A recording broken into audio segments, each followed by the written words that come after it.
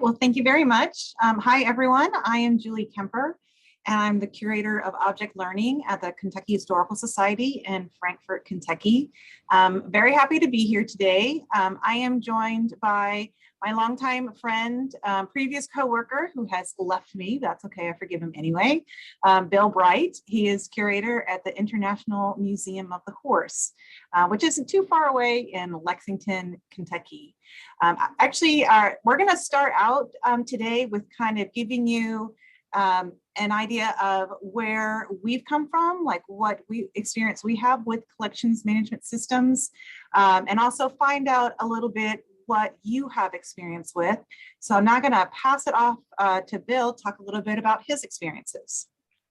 Thank you, Julie. As Julie said, I'm Bill Bright. I'm the curator of exhibits at the International Museum of the Horse in Lexington, Kentucky. I've been associated with actually 4 different organizations over a 27-year-long career. And during that time, I've had an opportunity to work with several different CMS systems, as well as converting from one to another. So I think that's why I'm here today. But those systems have included everything from Microsoft Excel to Q&A Snap, MIMSI, MIMSI XG, and Past Perfect. Outside of the museum world, I've also built a few databases in DBase 3 and Foxbase Pro and FileMaker.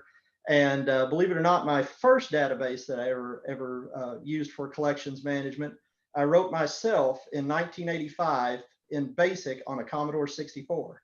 So I've been around the block a few times, and my goal here today is to really help you avoid the pitfalls that I've hit over my career. You can see why I brought Bill along.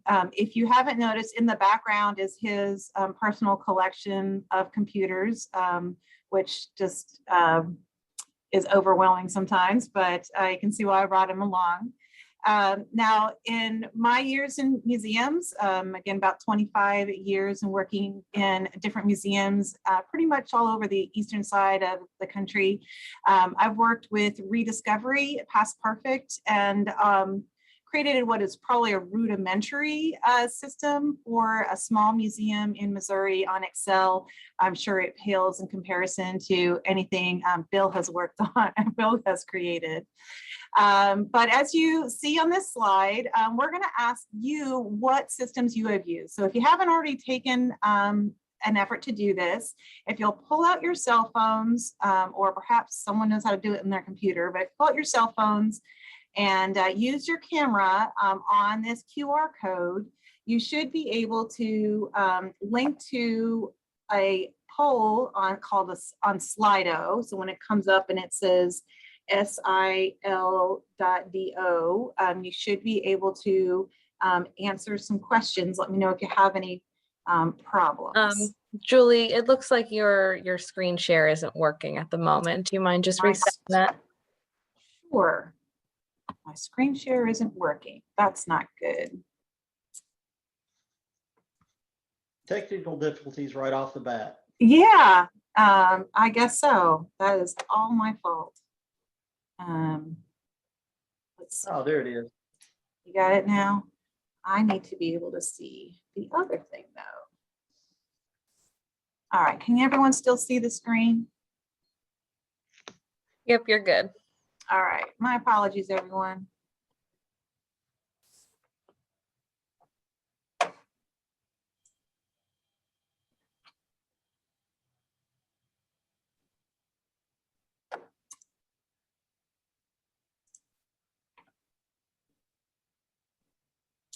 All right, we are getting some answers in. It looks like almost actually everyone is under either Past Perfect or Excel or something similar. I thought we might have a few collection spaces out there or Rediscovery, but apparently we're all at Past Perfect or something that we've made along the way. That's really interesting. Well, so, you know, Bill is been through at least one, right, if not more, transfers from one program to another. Whereas I've done a lot of work in figuring out like how do you choose one? What are the steps you need to take? So we're going to try to cover both of those things. And we will start with the idea that you need to prepare. You need to understand and know your collection before you really start looking for a CMS service, so an actual company. So think about the needs of your collection as well as the people who use it. And so how many objects or collections need to be tracked by this system? Because there'll be some companies that are made for really huge collections and some companies that are really better suited for small collections. You want to make sure that you're looking at the right thing. And also think about the needs for your different types of collections. Do you have mostly objects? Is it more archival? Do you have oral histories? And of course, the thing that's new right now in our field are collections that were either created as a digital entity or has then turned into a digital entity. So here at the Kentucky Historical Society, we are starting to take collections that were born digital. And we had to think very differently about first, how do we get them in? How do we process them using our CMS, as well as storage and all of those kinds of things. So don't forget not only where you are, but are you going to be hitting something new? Do you have a new oral history program that's developing, or this whole idea of a digital platform? All right, so I guess the key thing right now is once you know your collection, and I assume that most of you have been involved in your collection for a while and have a good idea of what you have. The important thing when looking at a CMS, at least from the beginning, and it sounds like many of you have already got one, so this may be a little bit redundant, but for those that are looking, the key thing is to know what you want that system to do. It's really important to start that early in the planning process and figure out the basics. Now, being involved in museums and historic organizations, there are some classic things like object number, object name, location. Those things are sort of a given for what we want, but there are many other things that are out there that can influence how you're going to input data and what you need out of it. I'll give you a couple of examples of where that whole system went wrong. One of the first museums I was working in had an Excel spreadsheet that they were going to transfer into Past Perfect. At the time, the decision was made that it was going to be a bare bones, basic information. We were just going to put in these fields. The folks that were involved were the curators and the registrar, and that was essentially the whole of the conversation that was going on. So what happened was we had a wonderful database. It got transferred beautifully, and we had functioning data that gave us those basic things: the object name, object ID, location. So we were able to locate just about anything. But at the end of the year, the financial folks came to us and said, well, we would love to have a report on insurance values. And we didn't have that. So that was an issue where we neglected to understand what we needed to know from the database. We didn't have that information, which would have been easily done in a report run, and that was added later. The opposite side of that spectrum is I've also worked in an organization that went from Q&A Snap to multi-MIMSI. And in doing so, that organization decided they wanted to capture everything, which sounds like a great idea, but it is not. In fact, pulling in too much data is not only going to bog down your system, but it's also going to increase the inconsistency in data. The piece that I can tell you about that is we gathered all of this information, but there was such a bulk of information that we needed to have many staff members working on the same project to put that in. For those of you that are not familiar with MIMSI, it is a relational database with multiple tables. So there were opportunities to put data in multiple places. For example, description could have been placed in a variety of fields in different tables. And because of the diversity of staff that were working on it, that happened. So in the end, the data that we had put in and had spent so much time working on ended up being almost unusable by the time we had it sorted. So that took some back end work to fix that. So I think the thing that I would like to point out is basically, I've heard this term before and I love it. You need to go on a data diet. You need to pick those specific data points that you need to track and make sure those are consistently in your database. As they say, the rest is gravy. But if you don't have those, then you are lacking the ability to utilize your CMS the way it needs to be used. To that end, it's all about conversations with your staff. Just like we left out the folks in financial, you need to know, what can this provide for you? It can help with grant writing. It can certainly help with publicity. We've done that before in number of artifacts cataloged this year, number of artifacts accessioned and accepted. It helps a lot with publicity and annual statements and things to your board. There's programming, exhibits. Certainly, it's that's my main thing at the museum that I'm at. That's what I'm doing, and to be able to see when an object is on exhibit, it's fantastic. But the idea of tracking these things is important, and expanding the actual software to your entire staff. Being able to say, this can do this specific function for you. It can tell you what loans are done. It can tell you who's giving to the museum. Those are things you need to decide pretty early on. And also you need to decide what kind of reports you want to create, because different CMS systems report differently. So if an inventory report is the most important thing to you, that is what you want to look at. But don't forget, things for artifact lists for exhibit preparation, conservation lists, deaccession lists. There are many things that you can actually have the CMS provide for you that you might not have originally thought of when you're thinking of a bare bones system. Again, though, it's about conversations with the people that are there.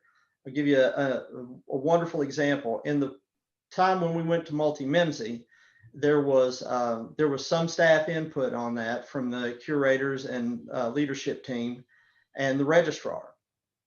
What we failed to do, though, was bring in the assistant registrar, which was largely in charge of the filing systems and catalog cards. And what we didn't realize along the way was MIMSI does not print the catalog cards that we expected. So it literally broke the workflow of our assistant registrar. And just a single conversation along the way would have helped us avoid, fundamentally changing someone's job. And that's something that I regret that we didn't have that conversation. And I encourage you guys to always do that. Include as many people as you can when you're working towards choosing a CMS. Yeah, and that leads directly into thinking about the accessibility for your CMS and your data. Bill's absolutely right. You want to check with as many people as possible, whoever uses it. And with a small organization, that's relatively easy. If you've got 5 staff members or a couple of staff members and volunteers, then it might be about a meeting, sitting down and saying, okay, what do we need? Who uses this CMS and in what way? And so what do we make sure needs to get done? In larger organizations, I've seen where they actually set up a survey to every staff member saying, okay, do you use our current CMS? What's most important to you? What does it not do that you would want, sort of for the moon? And don't forget, I mean, I mentioned volunteers, but don't forget your other users. So you're not just talking about your staff and volunteers who are doing the work. Also think about researchers that are going to come to your institution. And of course, now, who's using it online? Who's using it remotely? I can guarantee you, every system out there now has some way for people to look at your collections online. And so don't forget what those people need. And so maybe if you can, ID some researchers who regularly come to your institution, or send out a survey to members maybe, or ask other users. Absolutely do that, but think about who needs to use your system, and how many, because that's going to be a very important question coming up, is how many staff and volunteers, how many workstations do you need to have your program on?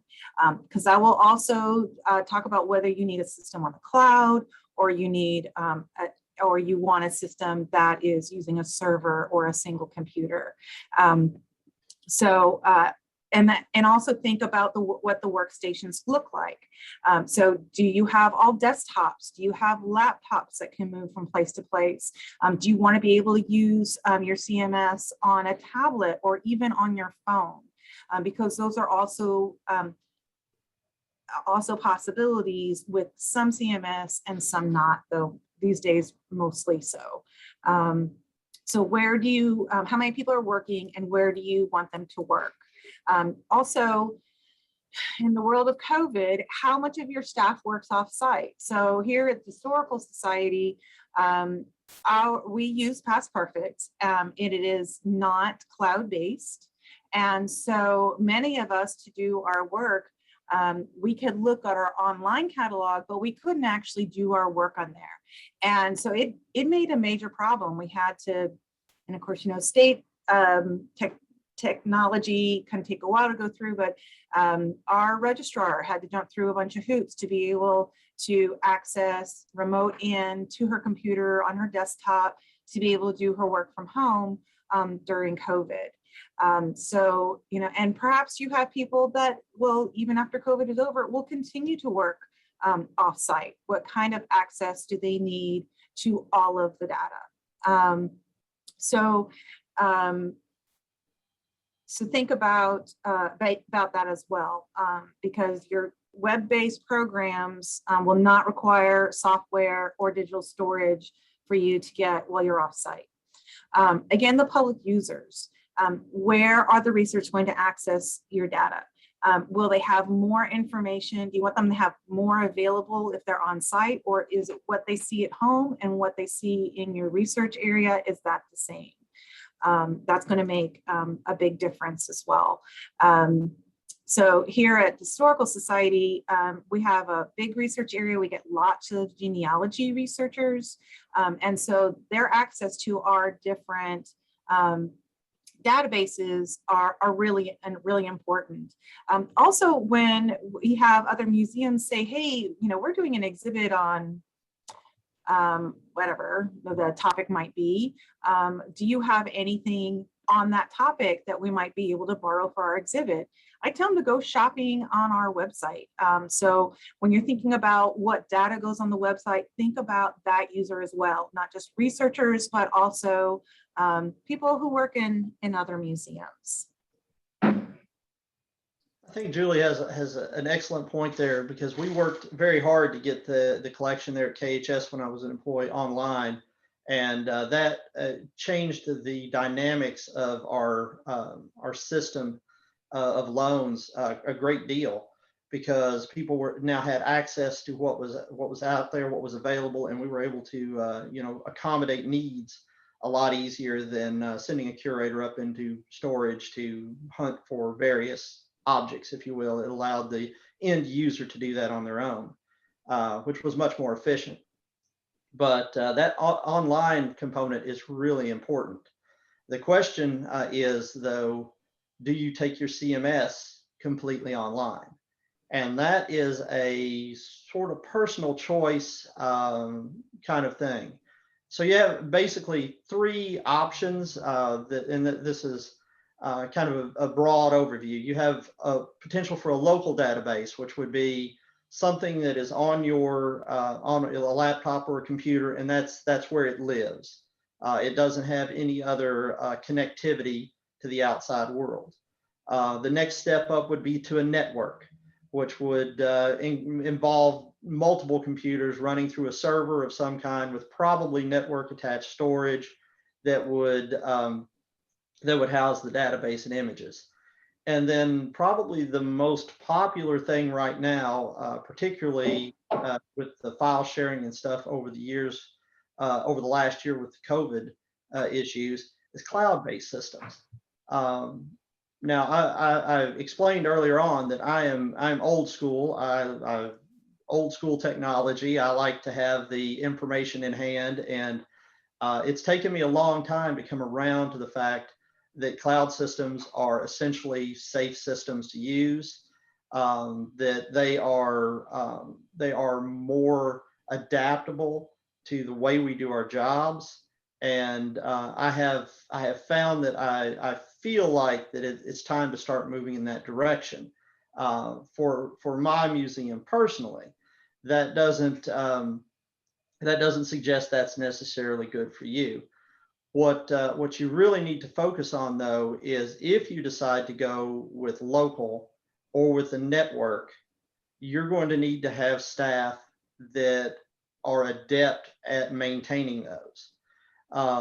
Local is not such a problem because it's there locally. Once you get to networking, there's a complexity that is involved that would take somebody, a full-time job to actually monitor your information and make sure that the data is saved and backed up and those things. A lot of places don't have those kind of resources. The alternative is to look at a cloud-based system. It's going to be more expensive, but not as expensive as maintaining a network. And a lot of what happens there is the data is uploaded and then maintained for you. You're not having to add server space, for example, or if there's a glitch, you have hopefully a contract with that company to deal with the service of that particular problem. So it's a good idea to look at, but it's not maybe the most cost effective. To Julie's point, though, a cloud-based system runs essentially in your web browser, which can be found on any computer or on your phone, or a tablet. So for me personally, being able to go into storage with a tablet, hook through Wi-Fi, pull up anything in our database, and be able to immediately see its provenance or the last time it was exhibited or any condition notes is just a remarkable thing. I can't imagine how that would have affected, I'll point this one at Julie, can't imagine how much more effective that would have been in the inventory that we did at the Kentucky Historical Society to be able to do that right in storage in place. So those are kind of the things that you need to look at, and you need to just be realistic about it. Is it more cost effective to run this on your own, or do you get better benefits for having a cloud-based service and storage offsite? Regardless, you'll want to think of a few things like backup, but we'll get to that a little later. Yeah, and I will also add on to that think about who's going to be the person, but your go-to person for anything that comes up with the CMS, whether you want to write a report or you need to get technical assistance from the company that you contract with. Know who can speak the language and will really be doing the deep dive on knowing how the system works. I can tell you 100%, I miss Bill Bright every single week because there's always something that I wish I could ask him about something or another when it comes to our CMS here. So, make sure that you know who's going to be able to answer those questions long term, and reinvest when that person either goes on to something else or whatever they do. So now sometimes that person can be a volunteer. You might have the perfect volunteer who's, a retired computer person, and they're willing to do all that. But a lot of times it's going to be staff. It's going to have to build the relationship with the CMS company, understand the ins and outs, and just make sure you identify that person. And as Bill said, be realistic.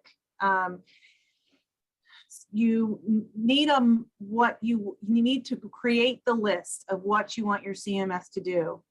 Bill talked about, okay, you can do something with just the basics, but what else do you need to do and who do you need it to serve? So literally make a list. This is what we want it to do, but do be realistic. Prioritize those things, because you're going to find that some companies are better at this and some companies are better at that. And so if you choose the company that hits all of the musts, and then at least some of the we'd like to have, the we must have and we'd like to have, then that's going to bring them up to the top of your list on who you really want to get to. So make this is what we want it to do list, but also prioritize that list. So the next section we want to get into after the prepare is do the legwork. When I started looking into, how do people choose? Actually, I think AASLH actually did a survey, as I remember, did a survey that said, how did, whatever your institution where you are, how did your institution choose that CMS company or program? And most every response was, well, someone recommended it to us, or someone on staff used this program at a previous job. So it was almost always word of mouth, which is not a horrible thing. You definitely want to talk to people that find out what programs they've used and how they feel about them, whether they thought that they were good for a type of museum similar to yours. But don't get lazy on the research. So do the legwork.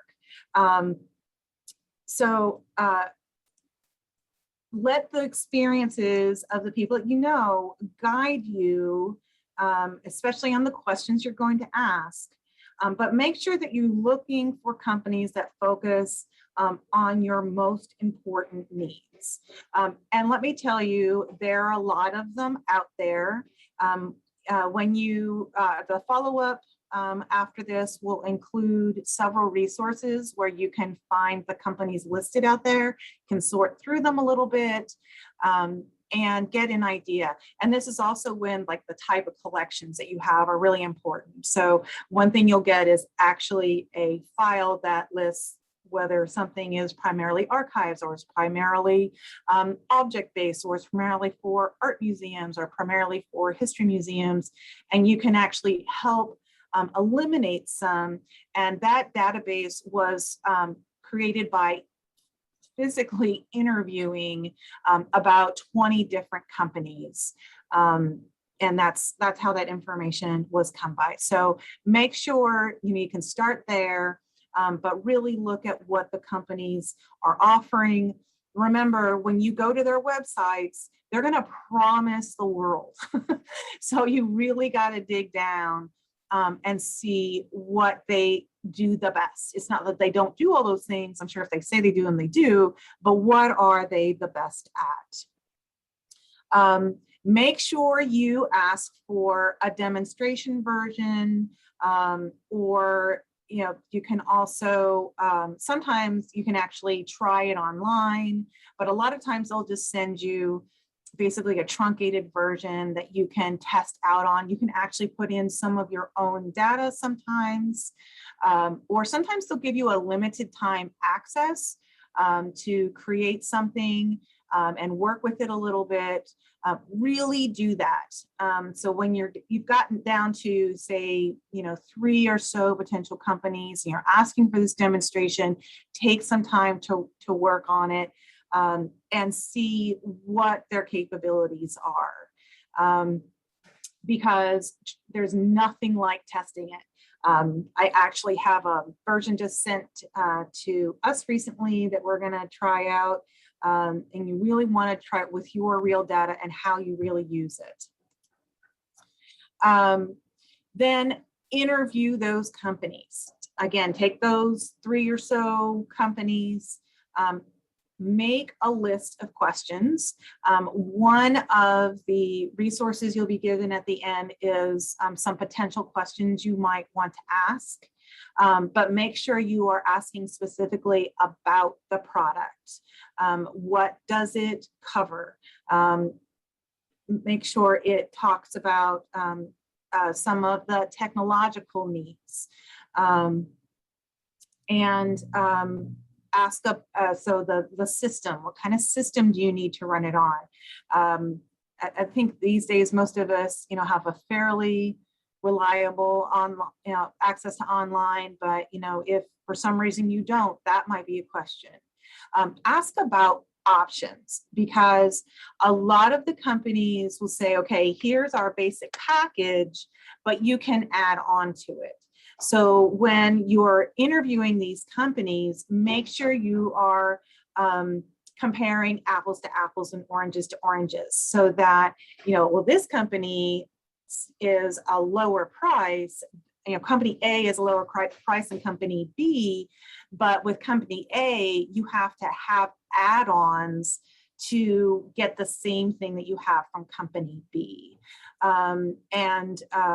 Because they don't, sometimes some things are included and some things aren't. Also, make sure you ask about long-term tech help, what kind of yearly costs you have, and really get down into the costs and make sure they're the real costs.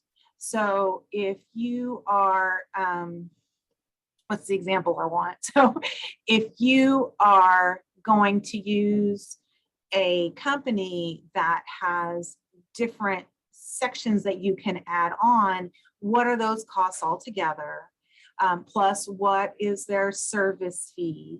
And also, in your building, what are the real costs there? So do you need more computers? Do you need to upgrade your computers? Are you using a server system? If you're using that, what's the cost of that? Don't think about it just, oh, here's the price tag for the CMS system.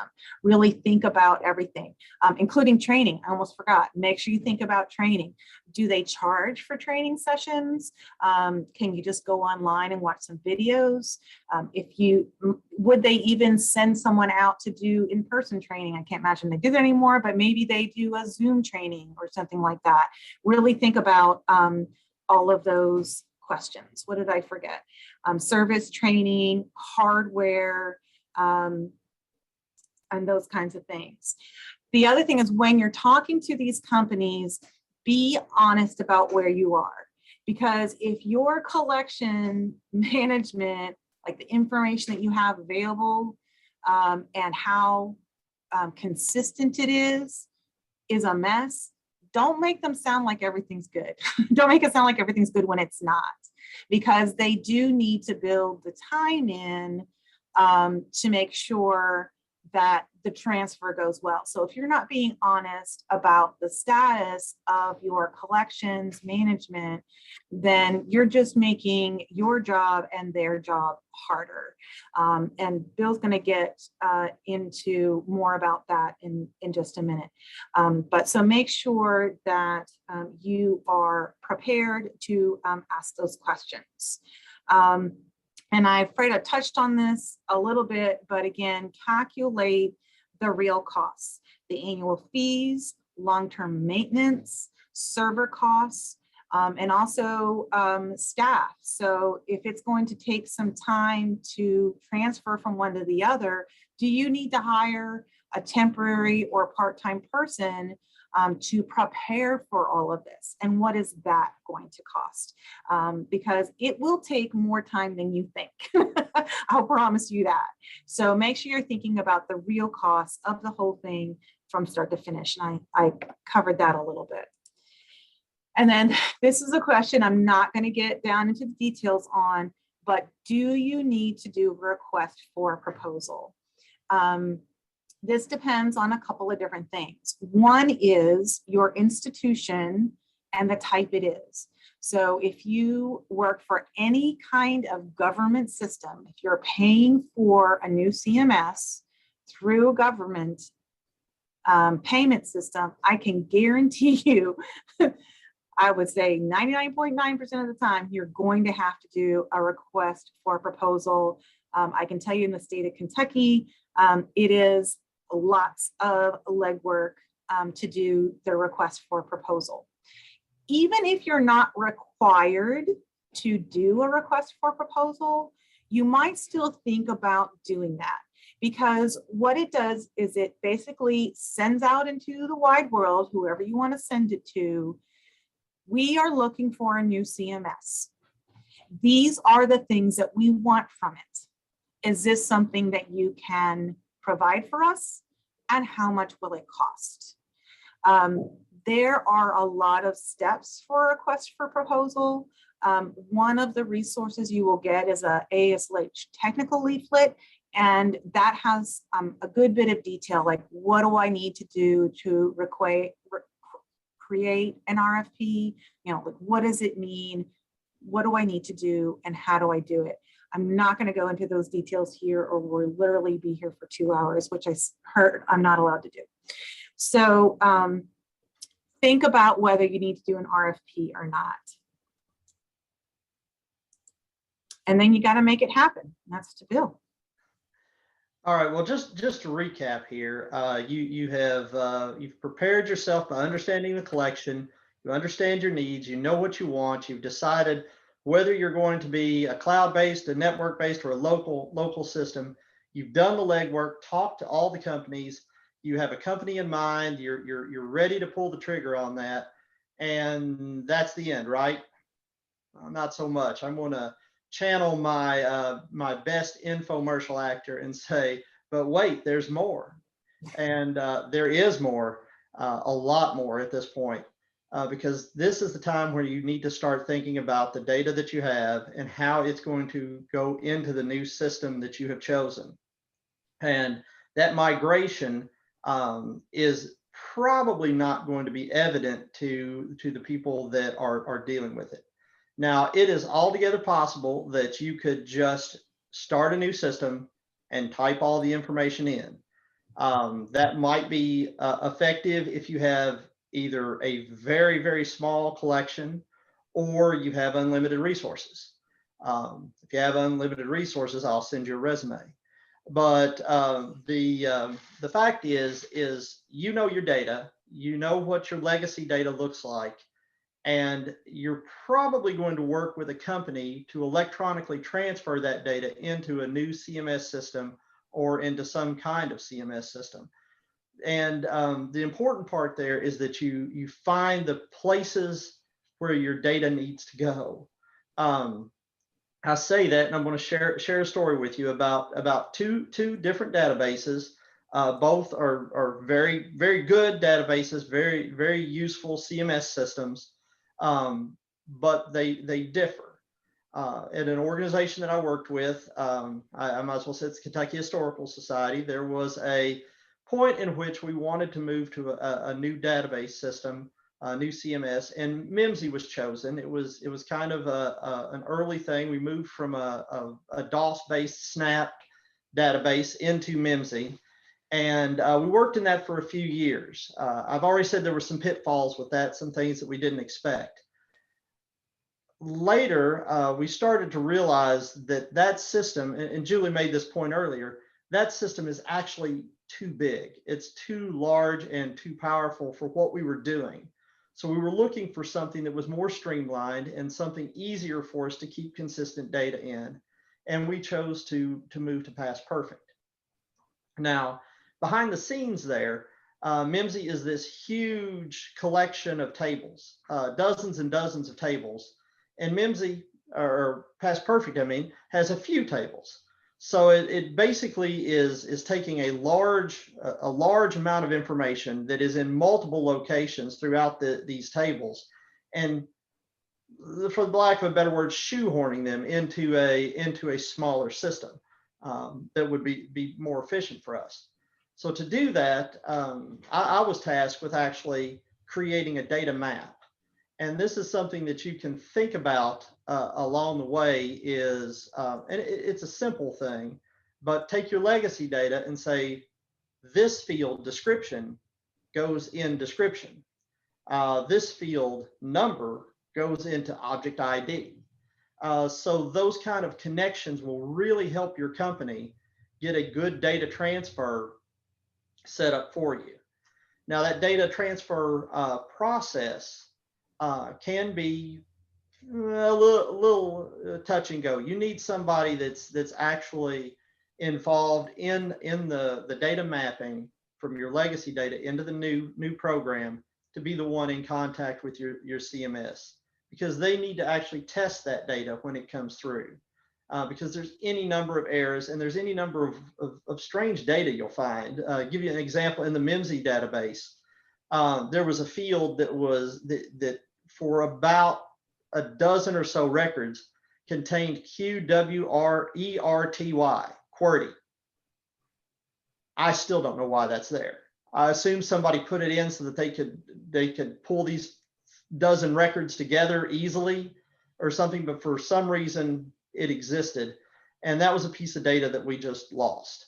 We decided it wasn't needed.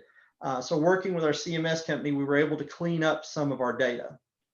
But the important thing is, as you do this, look at your data, clean what you can, and then use this as a time to process and clean that data further, so that the company, that what you get from the company that you've chosen is useful for you based on the things that we've already discussed with your needs for reporting and your needs for managing and the collection.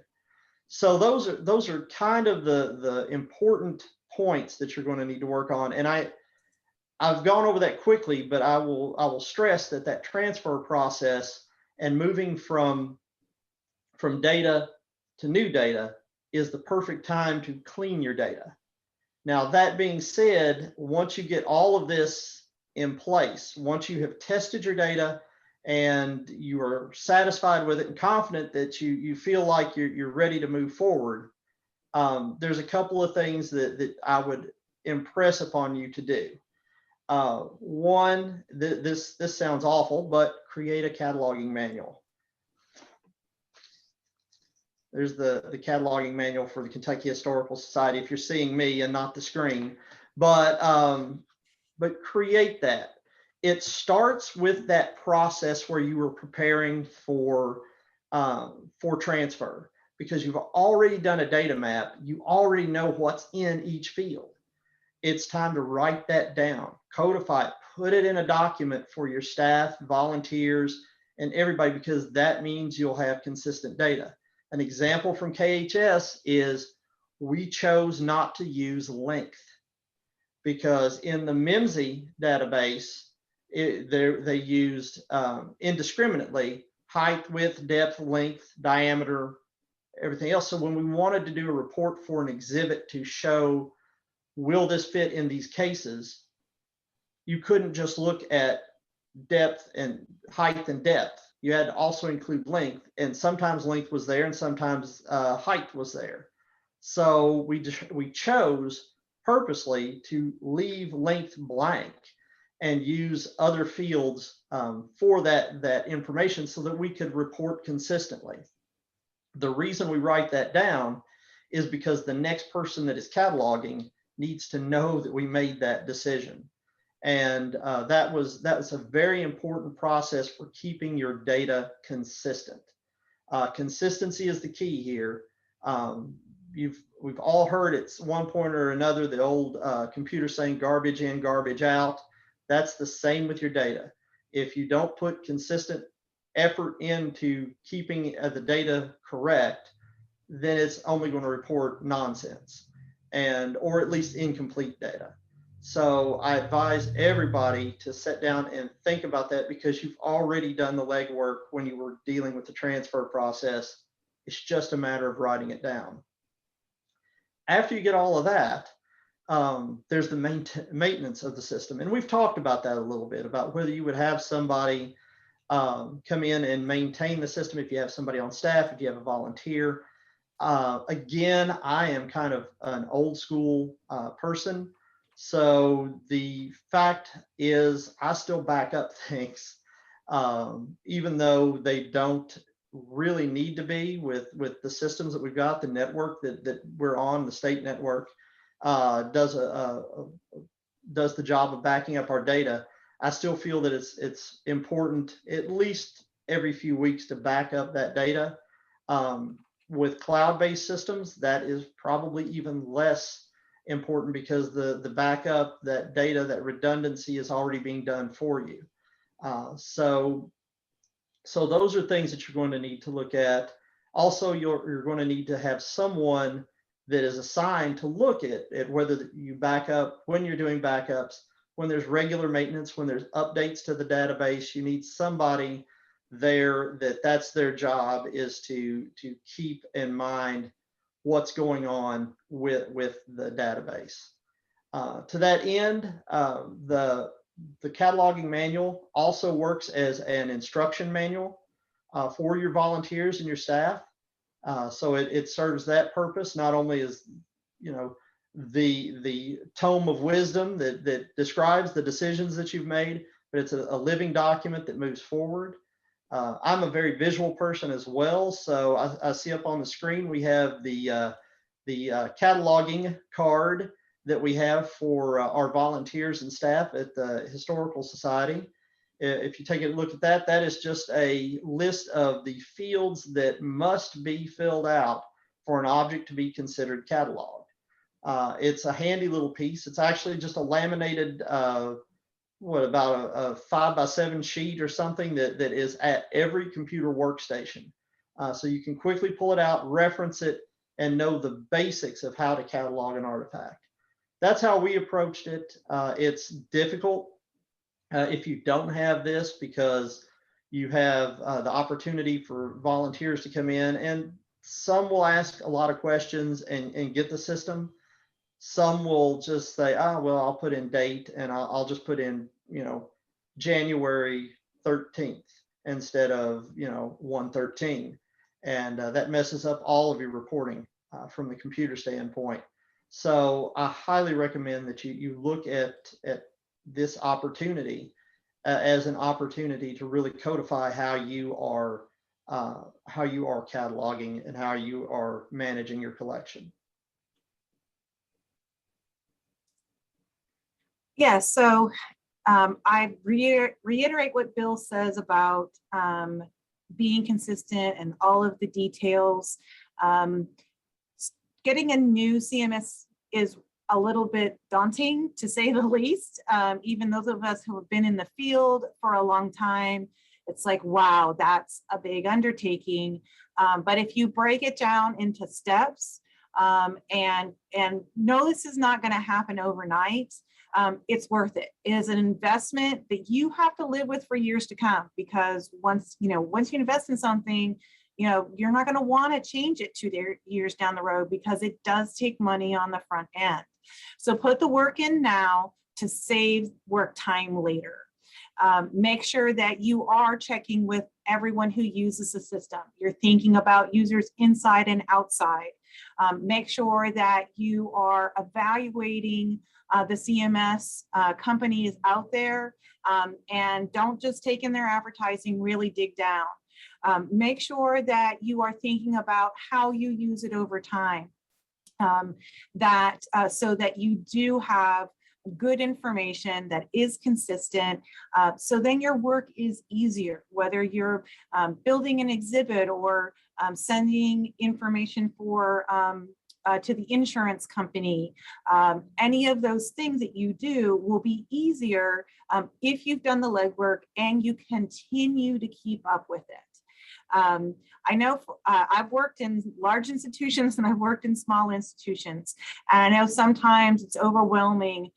You always feel like you have too much piled on your desk, but build in the time to make sure that you take these steps and that you follow it all the way through.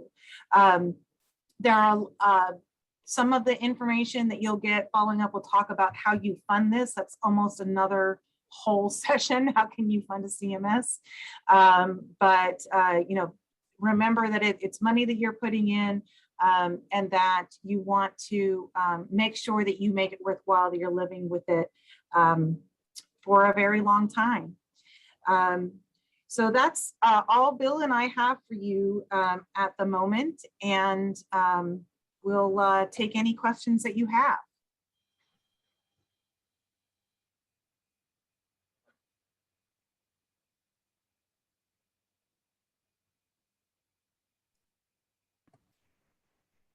Right, let's just give it another minute or so for folks to get their questions into the chat box. But I'm not seeing any as of now. So we'll just give them another minute or two.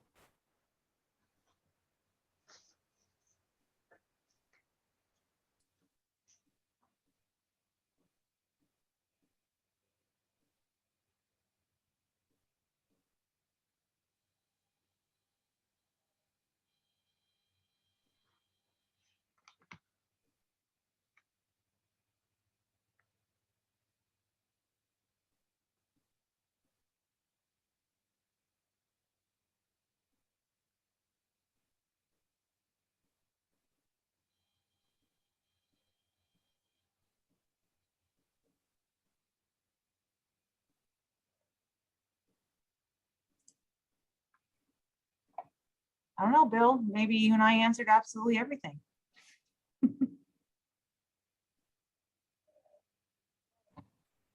We do have a question here from Laura. Says, I need to figure out what are the options of what we can do with software before I can figure out what we want to do. Is there a resource out there?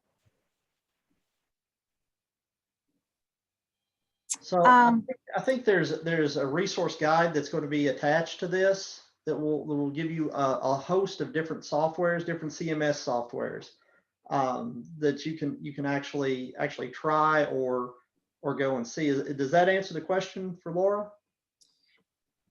Yes, and I'll add on to that the AASLH technical leaflet, it actually, the database resource to it, it actually has a checklist. Does this company, does the program, can it handle artifacts? Can it handle oral histories?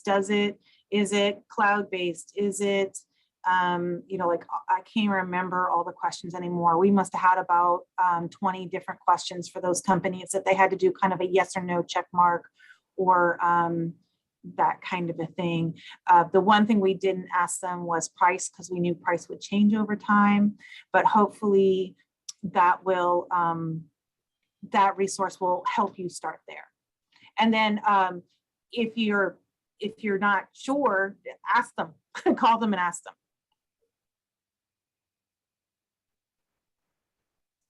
All right. It looks like that did answer their question. So we'll move on to the next one. We now use Past Perfect, which is good for objects. It is clunky for archives, and we are looking at some other program for archives only. Is it insane to be using two programs? Boy, that's a tough question right there, especially with the two of us, because the organization that Julie worked for and I worked for 22 years, we do use two systems. So for that exact same reason. there was a time period where we tried to accommodate everything with Past Perfect, but indeed it is according to our library and archives friends, it is very clunky. So to be honest, there's really, I don't think there's any system that's great for both. At least I have not had the opportunity to use it. I would say that at this moment, probably using two systems may be your only option, or at least your best option.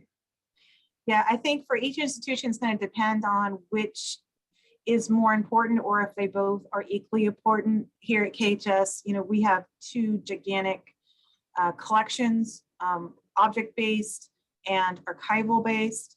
And so it really had to be that way.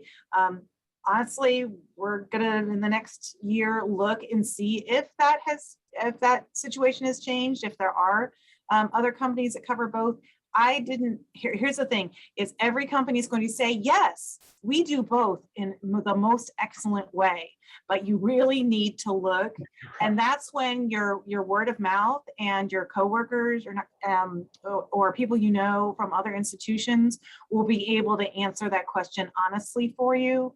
Because I haven't experienced one. I haven't heard of one that does both excellent in an excellent way. Sorry. So yeah, two is a little insanity, but sometimes it's necessary. Well, I will say where it gets truly insane. You can handle a lot of that in house. Where it really gets insane is when you want to start doing things publicly and online and putting things online, because you end up with two different databases. If somebody wants to look for Uncle Bob's pictures, they're over in this database, but his suit is over here in this other database. So Yeah. that's where it really became a problem for KHS, and that's why they're obviously looking now to see if they can solve that. Yeah, and we worked to also see if we could just create a website that would merge those, and then as you linked on one would lead to one or the other. But that has been a real challenge in the world that is state government, to be honest with you. So it's been a little bit hard. But if you don't have that extra challenge, you might look at where on your website you could combine them for someone who's working on the website. That might be your best answer for the time being. If you want to see the insanity that's KHS's catalogs, you can go to history.ky.gov and take a look. You'll see our artifacts catalog, you'll see our digital collections, and also our library and our archives are actually on WorldCat. So you can go into WorldCat and come up with things from our OpenStax as well as our archives.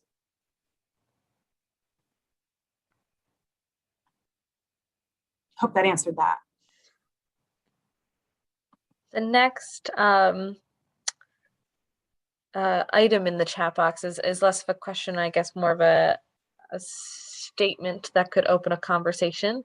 Says, we were just gifted a PC system and have never done a data system. Plus the cataloging is very old. So we are starting from scratch. I assume this process would work for us as well.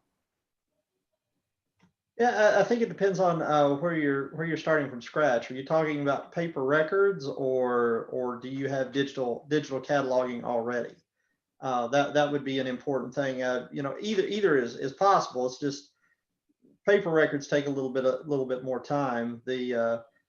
Again, with the Historical Society, when we're doing our inventory, the last completed inventory that we had of the full collection was in 1939.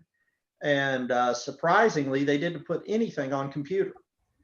So we had to start from old ledger books and work our way through that process too. So it can be done, but it's really the process that you go through would be the same. You're just, when you get to that transfer process, your transfer process is going to be typing it in or something of that nature, which is, if you're looking at that, if you get a cataloging manual and say this is what goes in the fields, You can look at volunteers to do that. You could also potentially crowdsource it and get people to help you virtually volunteer, which has become a big thing in during COVID-19. So there are options for you, but most of what we were saying still sort of applies. Yeah, and I would add this on to it, that in doing that, if you're going literally from paper, you're typing it in, make sure you scan that paper or papers, whatever you have, and attach them to the record. So especially if you're crowdsourcing or big volunteer-based work, I mean, we love our volunteers, but they don't have the time experience that staff does, so it's easier to put something in the wrong place or whatever. So make sure those are easily accessible digitally right there. So if you're working with a record 2 years from now and you're like, wait a minute, this isn't the right one, it's not in the right place, you could literally pull up a scanned image of the original paper document and be able to check it right there.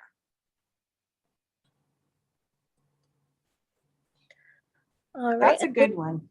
Yeah. And it looks like we have one more question in the chat. Are things moving fast enough in this field that it might be wise to put off anything fancy for another 10 years? I'm thinking back to the early 90s when there were many word processing programs for PCs. I edited a multi-author report and it was unbelievable. It was an unbelievable pain to combine everything. Interesting thought. I think 10 years would be stretching it, but certainly things are moving forward and things are changing. So it's a matter of, it's a matter of who's going to be the first to put together a system that is capable of doing everything well. I have my doubts. That has been tried through the years. Go back and look at Microsoft. They made Microsoft Works, which in my opinion didn't, but that is solely the opinion of the presenter and not the organization. But the fact is, it depends on where you're at. If you are satisfied with the system you're using and it is currently meeting your needs, then there may not be a need to move forward at that point. But certainly if it's not meeting your needs, then you need to start looking now, because there's perfectly good products on the market that would hopefully meet your needs. Again, that's specific to you. So you have to do that research on your own. I could tell you how much I love this product or don't like that product, or this is why I don't like, but that's solely because of the collection that I'm dealing with and how those different products and pieces of software treat those collections. I'm actually going to disagree with Bill on this one. Of course, I'm not the tech guy, but my thing is that yes, things change quickly, more quickly than ever, but also to get from, what do I want to say? So, think about all of the updates and the upgrades that even our phones go through on a daily basis. For the most part, there are some exceptions, but for the most part, they're relatively painless. Might be annoying, like, oh, this goes, in a different way. But the basis to any CMS system is about safely storing your data and making it usable as easily as possible. And so if you are using a relatively old system or some, like I said, Bill's not using your needs. Bill said not meeting your needs, but it now is the time, to at least start looking. Because if you're dealing with, something that's on an Excel sheet, there's only so much you can do with that. And even if you, whatever system you invest in, there might be changes that come. It's not going to be a big chunk change. It's going to be little tiny changes as it goes along. So I'm going to disagree with Bill on that one. Don't be afraid to make the leap if the time is right. Right, I agree with you. I don't think we disagree. We're coming at two different angles, but Yeah, maybe so. but if the time is right, it's time to do that. My biggest concern has always been and will always be the consistency of data, and make sure that what you put in is good, useful information that is something that meets the needs of the majority of your staff. That's the important thing, is to have the consistency, so that you can work smarter, not harder.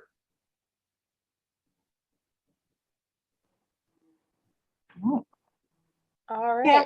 Oh, did you have anything else to add, Julie? I was just saying, yeah, Bill and I usually do agree.